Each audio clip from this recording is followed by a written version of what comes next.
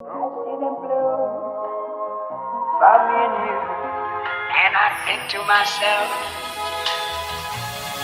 what a wonderful world.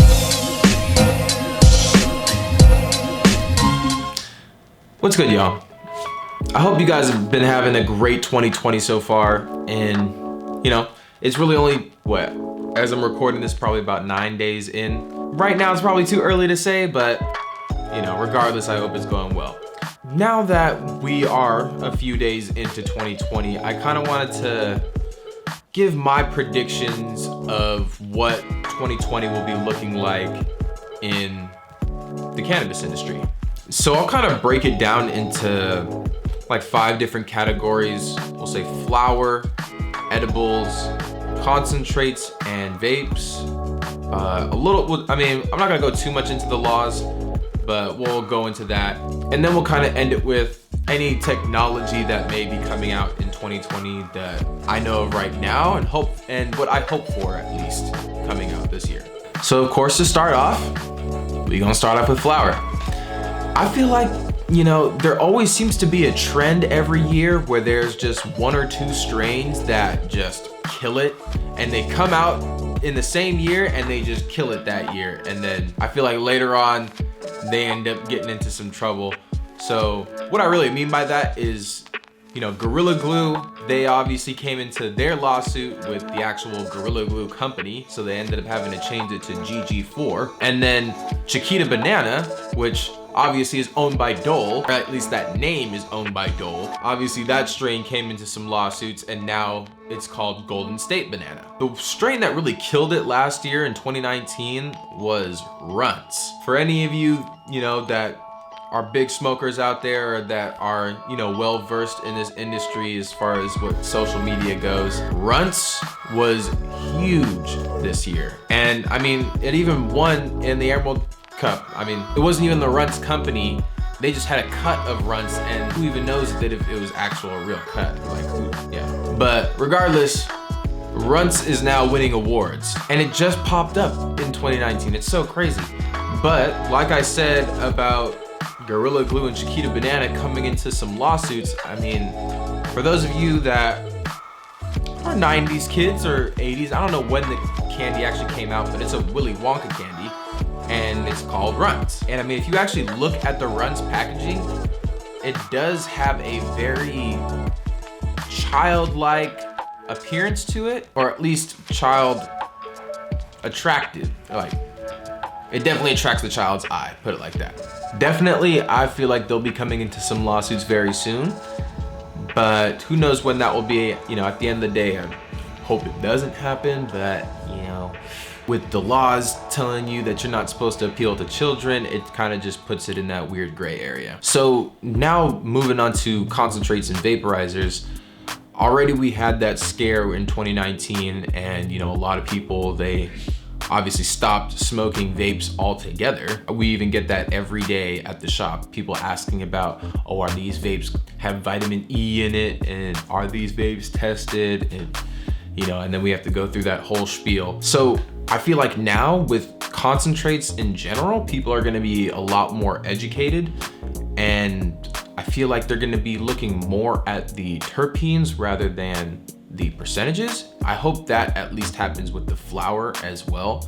You know, I hope that just overall in that category, we have a lot less percentage hunters. You know, for those people that do know a little bit about cannabis and at least have watched some of my videos, know that terpenes really are what give you the quality of your high. And also I feel like there's gonna be a lot more solventless products, just because, like I said, a lot more people are gonna become more educated, meaning that they're probably just not gonna want anything that has any solvent in it.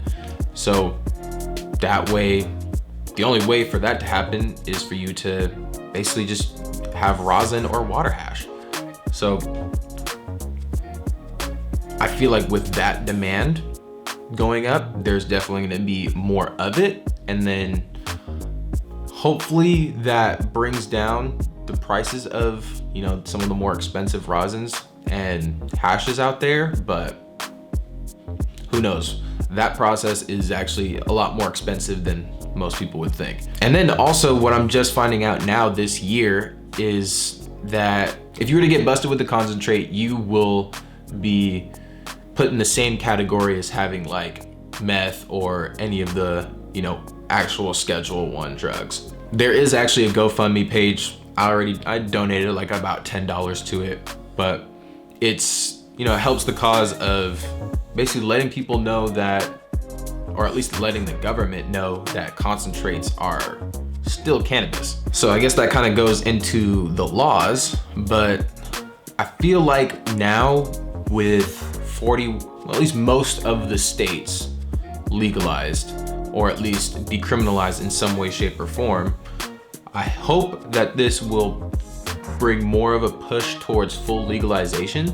Granted, with our president, I don't know if that's the biggest thing on his mind right now, but hey, one can dream, right?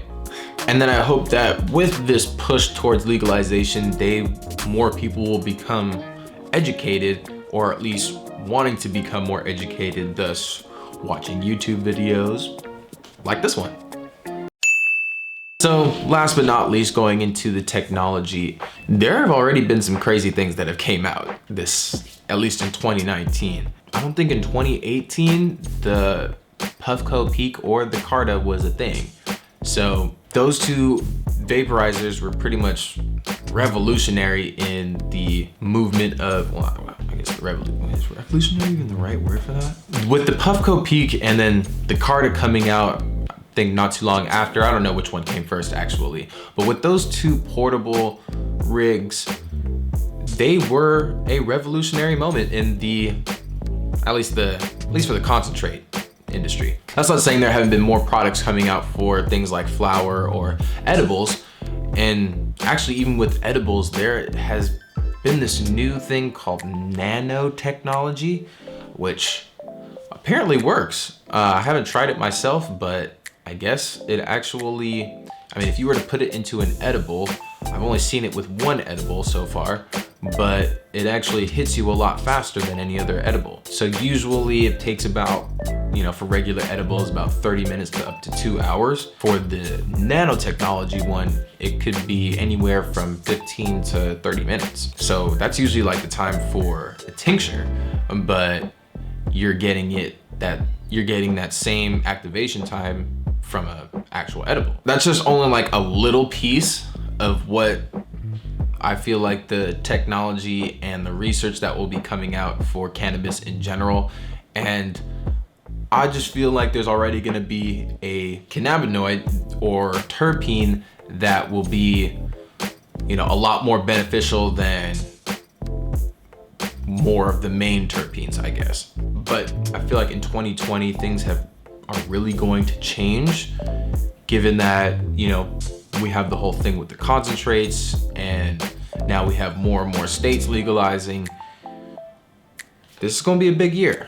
I don't really know for a fact in what aspect. It's obviously a change of the decade. So yeah, things are gonna be huge. You know, if you guys have any of your predictions of what 2020 will bring for the cannabis industry, definitely leave it down in the comments. And of course, you know, always be sure to like, subscribe, and you know, as usual, we do our Canversation every Friday at 4:20 p.m. Pacific Standard Time, where me and the community have our Canversation about the various topics that are in the cannabis industry, as well as they ask me their cannabis related questions, and me as your Emainey cannabis consultant will do my best to answer them. But that's pretty much it, y'all. I'll see you on the next video. Deuces.